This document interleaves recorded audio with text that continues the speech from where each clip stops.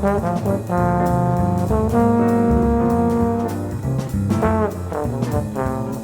Monday morning, everybody. Welcome back. You're watching the Kaiser Report. I'm John, coming to you today with a little bit of politics here. I know that you all probably watched several things over the weekend with regard to the campaigns that are going on. But the biggest surprise that I've had in a long time was the Madison Square Garden event last night for Trump. That was a rally, but with an all-star speaking cast prior to him coming out and being introduced by his lovely wife, and gave a pretty good speech and a lot of points of view of how these things are going to take place and happen and fix things that are broken in this country. And I believe in my heart of hearts that he has the answers, and he also has the people on board for a transition cabinet that will help America get back on its feet one more time and do the things he says he's going to do.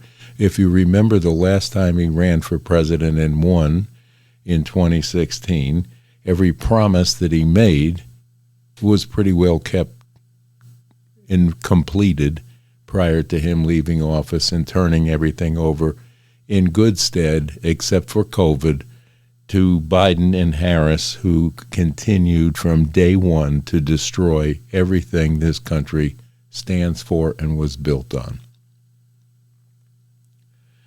To fill Madison Square Garden in an extremely blue area of New York is amazing to me that even took place and had happened. And with the amount of people that they showed that were in the streets outside watching in monitors and the surrounding restaurants and bars was unbelievable. And when you show me where Harris or Biden or any of that bunch, except for maybe Obama, because he thought himself a rock star and still does, but he doesn't pull in the numbers near what was there yesterday to support one side, the red side of this ticket.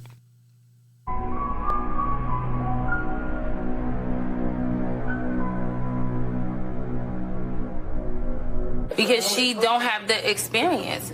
She don't understand our struggles. And for me to believe you for another 4 years, you're crazy. Right. Like, you're crazy. You're saying the same thing that you said 4 years ago. Trump talks about this a lot. He says, Kamala Harris became black when it was convenient. Right. And she was always of Indian heritage, and she was only promoting Indian heritage. I didn't know she was black until a number of years ago when she happened to turn black, and now she wants to be known as black. Yeah. Can you talk to me about, do you agree with him on that? Do you feel like she's wearing her blackness? Absolutely. She's sworn into when she sworn to the Senate, it was as the first Indian American. Thank you. Which is, it's fine. We don't care. We all know she's not black. Let's understand that. We are all clear of that. Hell yes.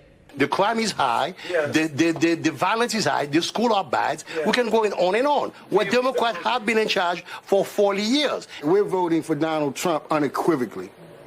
Period. And you ain't black. I'm voting for Trump, definitely. Tell me why.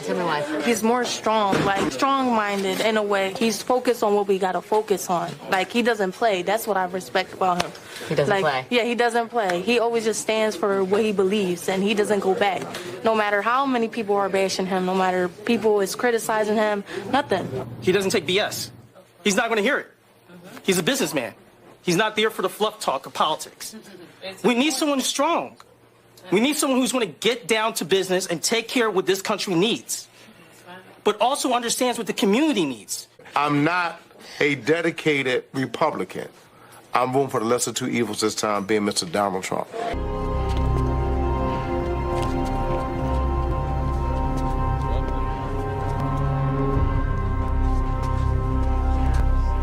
That's all right. Shit, I don't fuck. I'm winning anyway. I'm winning. So let's take a look at the latest RCP average of the 7 battleground states in which Donald Trump now has a marginal lead in all of them. Oh, no. No. Unbelievable. Yet the mainstream media this morning got hung up on something some comedian said in the middle of all of those beautiful speeches. They picked the one thing that they can hang their hat on to say, see, it's Donald Trump. He did this, and he believes this. Well, he tells you what he believes, and I, for one, I'm listening. I don't get any substance at all out of the Harris side of this campaign, except for the fact that she grew up in a middle-class family. That's her answer to everything, and the circumventing of the answer that she's of the question that she's asked is unbelievable in some occasions, because it becomes not only a word salad but gobbledygook. You can't understand or fit together the pieces of thoughts that are going through her mind. Where with Trump and J.D. Vance, you're getting consistency right down the line from the first opening statement to the last. And when they talk about what's going wrong with this country, they tell you that they're going to fix it. We're not getting that from the other side. She's had 4 years in charge of the border, and now all of a sudden she's going to fix the border. Little hard to believe, but this is what she's saying, and this is what we're going to get. It's more of the same with Kamala Harris, and forget about Tim Walz. I mean, this guy, he cannot go to a rally without making a fool of himself, and it's evident. And how can he step in if something should happen to her, if elected, and take a spot as president of the United States? It's not going to happen. It's not going to happen, folks. To China. The issue for that was to try and learn. Now, look, my community knows who I am. They saw where I was at. Look, I will be the first to tell you, I have poured my heart into my community. I've tried to do the best I can, but I've not been perfect. And I'm a knucklehead at times, but it's always been about that. Those same people elected me to Congress for 12 years. And in Congress, I was one of the most bipartisan people, working on things like farm bills that we got done, working on veterans benefits. And then the people of Minnesota were able to elect me to governor twice. So look, my commitment has been from the beginning to make sure that I'm there for the people, to make sure that I get this right. I will say more than anything, many times I will talk a lot. I will get caught up in the rhetoric. But being there, the impact it made, the difference it made in my life, I learned a lot about China. But anyway, I urge you all to get out and vote. If you haven't, go out and vote early and get your vote in. Your vote does count. We need the popular vote. We need a landslide in this election. Either one side or another has to have a landslide right now to do the necessary things to bring this country back around into the wind and start flying right one more time.